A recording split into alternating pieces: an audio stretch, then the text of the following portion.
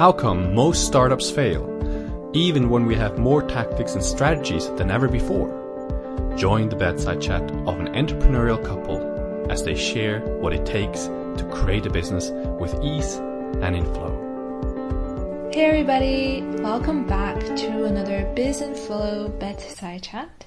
I'm Natasha Ku. I'm Jáchym. And today we did our second co-led workshop. Whee! So what did you learn? Well, first of all, we had a few less people than last time. Mm-hmm. We changed the format and we tried to shift the way we actually do the workshop because of the feedback and because of what we learned from last time. So that's what we tried to integrate. And I thought it went pretty well. Yeah, I think so too. I don't remember feedback why we changed something. What was the feedback that we integrated? Oh, no, not feedback, but like from us, our personal learnings. Yeah. How we should maybe change the structure, maybe you should start first, and things like that. That was really... Well. Yeah, it was really good. It just... I feel they are a bit short. It's always like 2 hours passes so quickly and there's so much to cover. So I was thinking of actually making it longer, or we can just make it more targeted. I mean, in a way it's good because it forces us to really focus. Yeah. And by the way, I have something to share. Yes. Uh-huh. I just hopped off a client call, and funny enough, even though I attracted this client through feminine space, she's actually in the position now where she wants to create her business and she wants to create a new source of income for herself. So somehow it aligns with business flow. And today I was sharing with her how she can start. How she can go from a place of nothing's really clear, I know I have something to give, there are certain things that I know has been extremely valuable for me, but how do I bring it out into the world, right? And it was really funny because when she brought me these concerns or her thoughts, first there was a great deal of self-doubt. Because she was like, well, I don't have this certification, so does that mean I gotta go back to school? And will I have enough credibility for people to actually, engage with me and trust me and things like that? So that was one of the first things I identified. Okay, this lady is going through some self-doubt, and that's alright, especially when we're reinventing ourselves or we're breaking out of a mold and we're starting something new. Sometimes it comes with those uncomfortable feelings, and sometimes we feel like in that process of transitioning that we're not there yet and that we're not good enough. So sometimes that happens, right? But then as she shared, I started to notice one thing. She was struggling with, I don't know if I can actually articulate clearly, if I can really put into words what I've been through and how I can help people. And I understand too, because sometimes, when the value you're bringing is so, I don't want to say ambiguous, but it's not tangible. It's not like a handbag or you pulled your tooth out because it was aching. Like sometimes it's behind the scenes. Yeah, it shifts everything.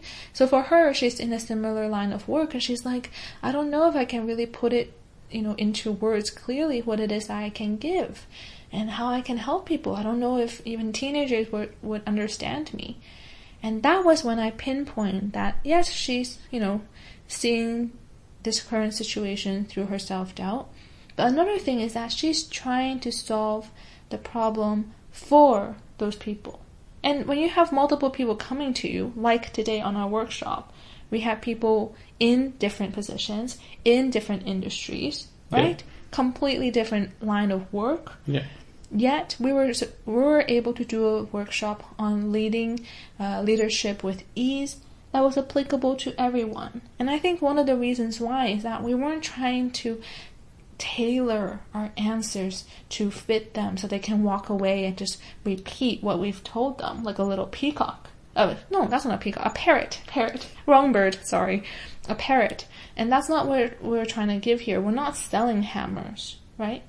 And for many of the solopreneurs who might be listening, maybe what you want to give into the world is something unique, something special to you, and it's not like a hammer that you can give to anyone. And maybe it's more empowering than just a tool. So anyways, I saw what do you call that?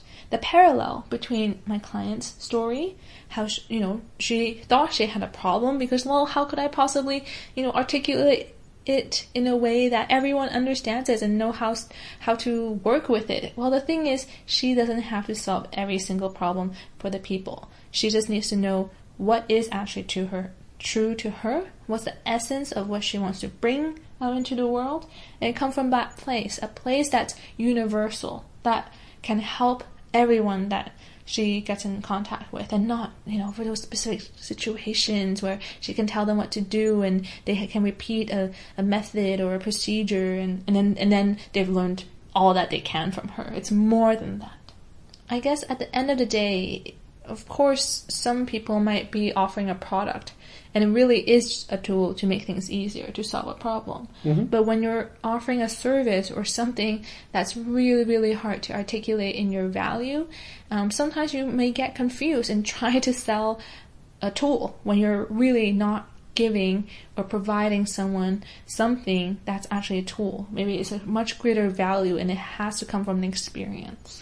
Yeah, and I think we need to be patient with ourselves, because especially starting a new business with a new idea and all of that, it may take some time to actually find out what it is that you're doing, what it is that you're offering, what is the value proposition, how does it fit into the market, and all of that. Hey, that takes some time, that takes some conversations, that takes some trying out and all of that. So if you're not clear right from the beginning, that's okay. And it is worthwhile to keep refining it and to keep honing it to find out, yeah, right, this is what we do and this is what we help with. Like, if you've been listening to this podcast, there's been several different episodes where like, oh yeah, right, we got a bit more clear on who we're helping and what we're doing. And I think it's a continuous process, which I don't believe has stopped, and there still can continue, where we get clearer again and we get more specific just because we have more interactions and more experience as we're talking to people and as we are working with people. One thing that I keep hearing, Jáchym, in the business world is like, find a solution, like find something that you can find a gap within the market and find that thing that you could fulfill that a market currently isn't doing. And yes, that makes complete sense. It needs to match in that way. But somehow, just like with this client, with our own case of our own businesses too, I always found it easier and more aligned when we start from a place of what is the greatest value within me that I can potentially give to the world. Yeah, absolutely. Because especially when you build a small scale business, it just makes sense to do something that you love and you're passionate about and that you're willing to put the energy and the effort in, because you're going to be spending a lot of time with it. And doing a small scale business, you don't need a huge amount of customers and all of that, It's like you don't need to be the first PayPal on the market. You don't need to be like super whatever unique.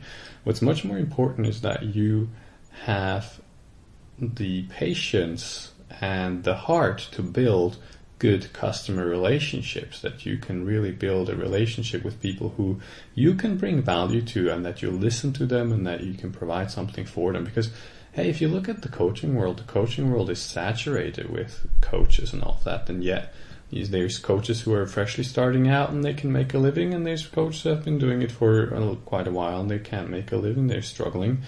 I don't think that the unique kind of selling proposition is that important. What's more important to me is the relationship. The relationship with your target audience. I'd say the first most important part is the relationship with yourself. Because in this world you can get so distracted and confused by all the noise that's out there, and you can easily lose your own voice. And sometimes that's the selling point. That's what's going to make you different. Absolutely. You have to stay true to you, because if you are willing to stand up and be unique and stand out, then people are going to notice, because everyone is busy trying to conform. Right. And didn't Seth Godin say at some point that, well, of course it's to conform means you're a normal cow, not a purple cow, right? You could explain the purple cow. Oh yeah, it's a wonderful story. For those of you who don't really know Seth Godin, he's I would say a philosopher plus a great marketer. He talks a great deal about the themes that are within marketing and the human experience of it. And I think the Purple Cow is a book in itself, isn't it? Yeah. But he starts off the book talking about how, you're in Holland or you're in Switzerland and you're driving there for the first time, and as you drive down the highway, you're like, oh wow, all these beautiful cows, they're gorgeous, right? They're white and some of them are brown, and you're like, beautiful. And so maybe in your first half day or even the first half hour, you're like, this is just amazing. So you drive and you notice the cows. And then over a period of time, you become immune to the cows. It's like you don't drive down the street and go, tree, wow, amazing tree, because you're used to trees. There's nothing spectacular about that. So the thing is, with so much noise within the market, with more and more products and services out there, and as people become more and more niched in their businesses, it's as if there are more and more cows. So how do you actually stand out? Because people will become immune to it. One way to do that is to create something so remarkable that it literally stands out. So you're driving and you're like, oh, there are more cows. You don't care. But then you suddenly see a purple cow. And then you're like, look, a purple cow. And everyone will be looking at the purple cow and talking about it because it's different. It stands out from the market. And like Jáchym said, if you're busy trying to conform and be normal and just copy what everyone else does within the industry, you'll just end up like another cow. Like, why do you think that would work or be wildly successful if you're just going to fit in? Absolutely. And so it takes some time and some courage to actually investigate who are you, what makes you unique. And by that I don't mean necessarily to kind of analyze it and be like, yeah, I'm unique with this and that, but just see where are you censoring yourself, where are you trying to conform, and what would happen if you were to stop doing that. It's sometimes I honestly think, how strange am I? Sometimes Jáchym and I walk down the street, because we take a lot of walks. If you are a loyal listener, you know that we take a lot of walks and we do a lot of our strategy sessions as we're in motion. And my goodness, we act so strangely and we make jokes that are just so dumb. Yeah. I'm like holding onto my stomach, trying not to act like a crazy person, but like that I'm high, because I'm not. I'm just laughing at such a stupid joke. And sometimes we can act in, the weirdest ways. For example, when I scored my first high-end client, or even sometimes, today when I end up with a client who I really want to work with and it's a big account, then I get really excited and I jump around like a kid, literally. Like, I have springs underneath my feet and I'll just bounce up and down for like 3 minutes. And Jáchym won't be able to stop me. And just things like that. It's just very special, let's say. So I recognize that within myself, but it's also something that you don't need to hide from the world. We all have that something. And we've been watching quite a few movies lately, Jáchym and I, and it just makes so much sense. The movies that I love the most are with characters that I really relate to, whether it's their suffering or their pain or their sadness. It's like I feel for them. And sometimes, they are the characters with one button missing from one eye, or it's the one that has a crooked nose or a birthmark on their forehead, and the extra special ones, within the movies. And those are my favorite because I relate to them so well.